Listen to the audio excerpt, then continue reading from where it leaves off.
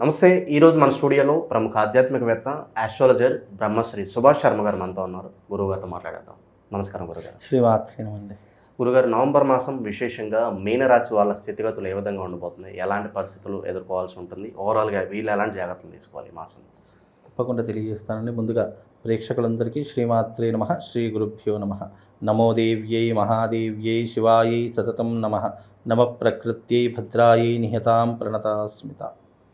ఈ మాసంలో మీనరాశి వారి యొక్క సంచారం గ్రహగతులు కనుక చూసుకున్నట్టయితే మీనరాశి వారికి ఈ మాసంలో కొంచెం గడ్డు కాలము అని చెప్పుకోవచ్చు. ఎందుకంటే మీనరాశిలో శని సంచారము, అలాగే ఈ మధ్యకాలంలో వచ్చినటువంటి షష్టగ్రహ కూటమి ఇవన్నీ ఏర్పడడం కారణం చేత మీనరాశి వారికి దాని యొక్క ప్రభావం అనేటటువంటిది ఇంకా కొనసాగుతూనే ఉంది. కనుక ఈ మాసం అనేటటువంటిది మీనరాశి వారికి కొద్దిగా గడ్డు కాలము అని చెప్పుకోవచ్చు. అంటే ఆర్థికపరమైనటువంటి ఇబ్బందులు, అలాగే కుటుంబపరమైనటువంటి సమస్యలు ఏర్పడము, వృత్తి వ్యాపారాదులలో ఉన్నటువంటి వాళ్ళకి ఆర్థికపరమైనటువంటి నష్టం ఏర్పడము, ఇలాంటివి ఎక్కువగా జరిగేటటువంటి సందర్భాలు వాళ్ళ జీవితంలో ఏర్పడుతూ ఉంటాయి.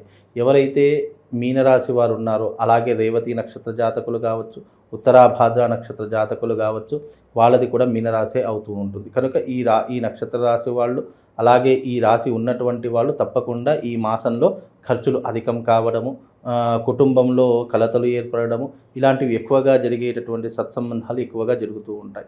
అలాగే వాళ్ళు ముక్కుసూటిగా మాట్లాడేటటువంటి వ్యక్తులు, అలాగే మనసులో ఒకటి పెట్టుకుని బయట ఒకటి మాట్లాడేటటువంటి వ్యక్తులు కాదు. దాని ద్వారా ఏమవుతుంది అని అంటే కనుక నెగిటివ్ ఇంపాక్ట్ పెరిగిపోతూ ఉంటుంది. శత్రువుల యొక్క ప్రభావం ఎక్కువగా పెరిగిపోతూ ఉంటుంది. ముందర మంచిగా మాట్లాడి వెనక గోతులు తీసేటటువంటి పరిస్థితులు వీళ్ళ జాతకంలో ఎక్కువగా ఏర్పడేటటువంటి స్థితులు ఉంటూ ఉంటాయి. ఎంత సంపాదించినా కూడా చేతిలో చిల్లి గవ్వ కూడా మిగలదు. అలాగే మనశ్శాంతి కరువైపోతూ ఉంటుంది. సరిగ్గా నిద్ర పట్టదు. ఆలోచనలు ఎక్కువగా అవుతూ ఉంటాయి. విపరీతమైనటువంటి ఆలోచనలు పెరుగుతూ ఉంటాయి. ఇలాంటి ధోరణులన్నీ కూడా మీనరాశి వారి యొక్క జాతకంలో ఈ మాసంలో ఏర్పడుతూ ఉంటాయి. అలాగే విపరీతమైనటువంటి కలలు పడటం జరుగుతుంది. భయాందోళనలు పెరిగిపోతూ ఉంటాయి. వృత్తి వ్యాపారాదులలో ఉన్నటువంటి వారు ఎవరైతే ఉన్నారో వాళ్లకు తీరనటువంటి ఇబ్బందులు ఏర్పడేటటువంటి సందర్భాలు ఈ మాసంలో ఈ యొక్క మీనరాశి వారి యొక్క జాతకులకు ఏర్పడుతూ ఉంటాయండి. స్థానచలనం కలిసి వస్తుంది అంటారు. ఎటైనా ప్రదేశం మారాలన్నా, లేకపోతే కంట్రీ మారాలన్నా కూడా బాగా ఉంటుంది. ప్రస్తుతానికి స్థానచలనం అనేటటువంటిది అయితే ఏమీ లేదు. వీళ్లకు ఉన్న దాంట్లోనే సరిదిద్దుకోవడం చాలా ఉత్తమం. ఇప్పుడు ఉన్న ఉద్యోగంలో కంటే మళ్ళీ కొత్త ఉద్యోగంలోకి వెళదామని అనుకుంటే అక్కడ ఉద్యోగం సరిగ్గా దొరకకపోవడంతో పాటు సరిగ్గా జీతభత్యాలు కూడా ఇచ్చేటటువంటి పరిస్థితులు ఉండవు. అంటే ఆర్థిక పరిస్థితి అనేటటువంటి మెరుగుగా లేదు. కాబట్టి ఎక్కడికి వెళ్ళినా కూడా వీళ్ళకు అంత ఆపర్చునిటీస్ అనేటటువంటి అవకాశాలు అనేటటువంటివి అంత సరిగ్గా దొరకవు. ఉన్న దాంట్లోనే అడ్జస్ట్మెంట్ అయిపోయి వేరే దాని గురించి ఆలోచించకుండా ఉన్నదాన్నే ఏ రకమైనటువంటి డెవలప్మెంట్ చేసుకుందామనేటటువంటి ఆలోచనలు వీళ్ళ జీవితాన్ని కొంతవరకు అభివృద్ధి వైపు నడిపించేటటువంటి లక్షణాలు కనిపిస్తూ ఉంటాయి. మరీ ముఖ్యంగా వీళ్ళకి ఏంటి అని అంటే కనుక ఇప్పుడు మీనరాశి వారికి జన్మస్థానంలో శని సంచారం వలన వీళ్ళకు స్థానచలనం అనేది, అంటే ఒక చోట నిలబడే కుదురుగా ఉండేటటువంటి వ్యక్తిత్వం ఇప్పుడు ఉండదు. వీళ్ళకు ఎప్పుడు కూడా ఒక చోటుని మరో చోటికి వెళ్ళడము, వృధా ప్రయాణాలు చేయడము, వృధా ఖర్చులు చేయడము, అలాగే వృధాగా ఉండేటటువంటి ప్రతి పనిని కూడా చేయడం, టైం వేస్ట్ అనేటటువంటిది ఉంటే కనుక మీనరాశి వారు టైం వేస్ట్ చేయడంలో ఇప్పుడు మొదటి స్థానంలో ఉంటారు. ఎందుకంటే వాళ్ళు ఏదో చేద్దామనుకొని ప్రయత్నం చేస్తూ ఉంటారు, ఏదో జరిగిపోతూ ఉంటుంది. కాలం అనేటటువంటిది వాళ్లకు సరిగ్గా సహకరించకపోవడం వల్ల వాళ్ళ జీవితంలో ఎన్నో రకాలైనటువంటి ఇబ్బందులు, ఒడిదుడుకులు ఎదుర్కొనేటటువంటి సమస్యలు ఈ మీనరాశి వారి యొక్క జాతకంలో ఏర్పడుతూ ఉంటాయండి. ఓకే. ఇక వ్యాపార పరంగా ఎలా ఉంటుంది? ఈ టైంలో ఇన్వెస్ట్మెంట్స్ ఆపేస్తేనే బెటర్ అంటారా? ఎంతకాలం తర్వాత మళ్ళీ అది రెజ్యూమ్ చేసుకోవచ్చు అంటారు? ముఖ్యంగా మీనరాశి వారికి ఖర్చులు అధికమవుతూ ఉంటాయి అని చెప్పాను. ఖర్చులు అధికము అనేటటువంటిది ఎలా ఉంటుంది అని అంటే కనుక అవి శుభకార్యాలకు కావచ్చు, లేదా ఏదైనా ఆర్థికపరమైనటువంటి లావాదేవీలు ఇన్వెస్ట్మెంట్లు కావచ్చు, లేదా ఏదైనా కొనుగోలు చేసేటటువంటి విధానంలో కావచ్చు. ఎప్పుడైనా గుర్తుపెట్టి ఖర్చులు అధికము అన్నదానికి అర్థం ఏమిటి అని అంటే కనుక మీరు ఇన్వెస్ట్మెంట్ పెట్టేటటువంటి సిచ్యువేషన్స్ రావచ్చు, లేదు అంటే కనుక మీరు ఇంటి యందు శుభకార్యాలు చేసేటటువంటి సందర్భాలు ఏర్పడవచ్చు, లేదా స్టాక్ మార్కెట్ కావచ్చు, లేదు అని అంటే కనుక ఈ బంగారం మీద పెట్టుబడులు కావచ్చు, భూముల మీద పెట్టుబడులు కావచ్చు. ఇవన్నీ కూడా ఖర్చుతో కూడుకున్నటువంటి వ్యవహారాదులు కాబట్టి ఇలాంటి వ్యవహార శైలి జరుగుతుండొచ్చు అని చెప్పేసేటటువంటిదే ఈ ఖర్చు అనేటటువంటి దానికి అర్థము. కనుక ఈ మధ్యకాలంలో మీనరాశి వారికి ఏదైనా ఇన్వెస్ట్మెంట్ పెట్టాలి అని అనుకుంటే కనుక ఇలాంటి ఇన్వెస్ట్మెంట్లు పెట్టేటటువంటి తరహాలు కనిపిస్తాయి. ముఖ్యంగా స్టాక్ మార్కెట్లో పెట్టవచ్చు, అలాగే భూములు కొనుగోలు అమ్మడానికి కావచ్చు, దాని మీద పెట్టుబడులు పెట్టవచ్చు, మరి ముఖ్యంగా బంగారం మీద పెట్టుబడులు పెట్టవచ్చు. ఇలాంటి ఏదైనా పెట్టుబడులు పెడితే తప్పకుండా ఇప్పుడున్నటువంటి సిచ్యువేషన్లో ఫర్దర్గానైనా కూడా మంచి రాబడి వచ్చేటటువంటి అవకాశాలు ఈ పెట్టుబడుల విషయాల్లో కనిపిస్తూ ఉంటాయండి. ఉద్యోగస్తులకు, నిరుద్యోగులు ఎవరైతే ఉంటారో వాళ్ళ శుభవార్త ఎక్స్పెక్ట్ చేయడానికి ఎంతకాలం పట్టవచ్చు?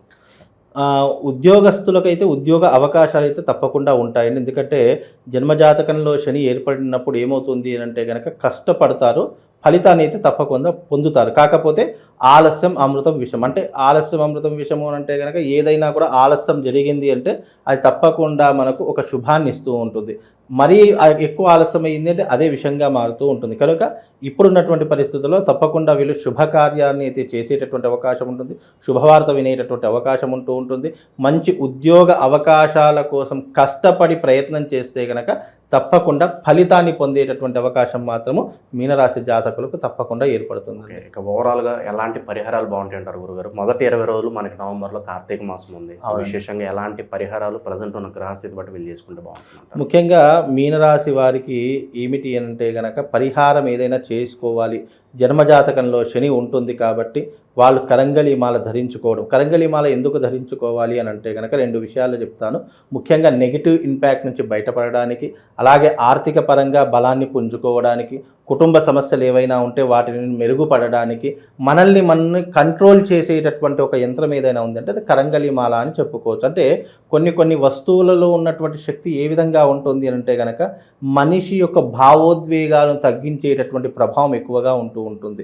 అలాగే దైవికపరమైనటువంటి వస్తువులు ఎలా ఉంటుంది అంటే మనిషిని కంట్రోల్ చేసేటటువంటి కొన్ని యంత్ర పరికరాలు ఉంటాయి. అందులో ఒక కరంగలి మాల ఒకటి అని చెప్పుకోవచ్చు. కాబట్టి మనల్ని మనం కంట్రోల్ చేసుకోవడానికి, నియంత్రించుకోవడానికి ముఖ్యంగా ఉన్నటువంటిది కరంగలి మాల. కాబట్టి మీ జన్మజాతకంలో శని ఏర్పడుతుంది కాబట్టి శనికి సంబంధించినటువంటి వ్యతిరేకతలు జీవితంలో ఎన్నో అనుభవించవలసినటువంటి పరిస్థితులు ఇంకా 7.5 years అంటే 7.5 సంవత్సరాల పాటు ఏర్పడుతుంది. కాబట్టి మీరు తప్పకుండా కరంగలి మాల ధరించుకుని, అది కూడా పూజనీయమైనటువంటిది ఒరిజినల్ కరంగలి మాల, అందులో అది పూజ చేసినటువంటి వస్తువై ఉంటే గనక అది మీకు పనిచేస్తుంది. ఏదో నేను షాప్లో కొన్నానండి, డైరెక్ట్గా వేసుకున్నానండి అని అంటే కనుక అది కేవలం ఒక వస్తువుగానే పరిగణించబడుతుంది, కానీ అది దాంట్లో దైవికపరమైనటువంటి శక్తి ఉండదు. ఇప్పుడైనా ఒక వస్తువు మనం మెడలో కావచ్చు లేదా మన శరీరం మీద ధరించుకున్నప్పుడు దైవికపరమైనటువంటివి కరంగలి మాలలు కావచ్చు, లేదా రుద్రాక్షలు కావచ్చు, లేదా ఏదైనా లాకెట్లు, తాయెత్తులు కావచ్చు, లేదన్నా ఏదన్నా డాలర్స్ కావచ్చు, ఇలాంటివి మనం శరీరం మీద ఏదైనా పాజిటివ్ ఎనర్జీ కోసం ధరిస్తున్నాము అని అనుకోండి, దానికి తప్పకుండా దైవికపరమైనటువంటి శక్తి అందులో నింపి మనం ధరిస్తే గనక అది ఆ దైవికపరమైనటువంటి శక్తి మనల్ని కంట్రోల్ చేస్తుంది తప్ప వస్తువు ఎప్పుడూ కంట్రోల్ చేయదు మనిషిని. ఇప్పుడు నేను ఈ రోజున బంగారం ధరించాను, నేను ఈ రోజు వెంకటేశ్వర స్వామి పెట్టుకున్నానంటే ఇది కేవలం ఒక వస్తువు, నేను దీన్ని పూజ చేసుకొని పెట్టుకోలేదు. ఇది బంగారపైనటువంటి వస్తువు కాబట్టి నేను ఇది ఒక వస్తువులాగే ధరించాను తప్ప దీంట్లో దైవికపరమైన శక్తి ఉండదు. కానీ కొన్ని దైవికపరమైనటువంటి వస్తువులు ధరించాలి అని అంటే తప్పకుండా అందులో శక్తి ఇమిడీకృతమై ఉంటే అది మన జీవితంలో పనిచేస్తాం. అందులో కరంగలి మాల ఒకటి కాబట్టి తప్పకుండా మీనరాశి వారు కరంగలి మాలను ధరించుకోండి. వాళ్ళకు శుభం, లాభం, అదృష్ట యోగం కూడా కలుగుతుంది. అలాగే వాళ్ళకు చిన్న పరిహారం కూడా చెప్తాను. నేను చెప్పినటువంటి మంత్రాన్ని ప్రతిరోజు ఉచ్చారణ చేసుకునేటటువంటి ప్రయత్నం చేయండి.